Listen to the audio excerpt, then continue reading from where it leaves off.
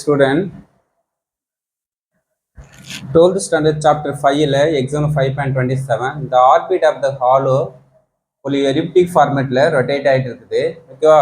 எவ்வளோ அதோட லென்த் எவ்வளோ கொடுத்துருந்ததுக்கு 36.18. அந்த லாங் டிஸ்டன்ஸ் ஆட்டோமேட்டிக் வைடு எவ்வளோ நமக்கு நீளம் எவ்வளோ கொடுத்துறாங்க 9.12. ஓகேவா? இருக்கும்போது அந்த எக்ஸ்டென்சிட்டி வேல்யூ ஃபைன் பண்ண சொல்கிறாங்க.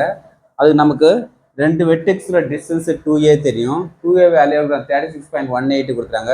அப்போ ஏ ஈக்குவல்னா வரும் 12 டிவைட் பண்ணால் 18.08, ஸ்கொயர் பண்ணால் 327.2481.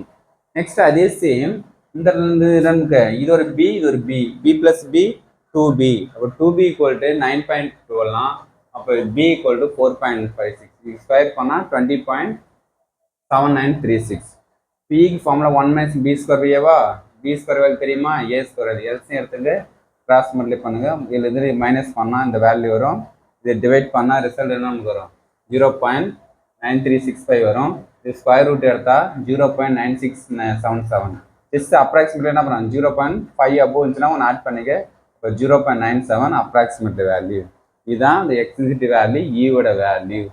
Okay, thank you student.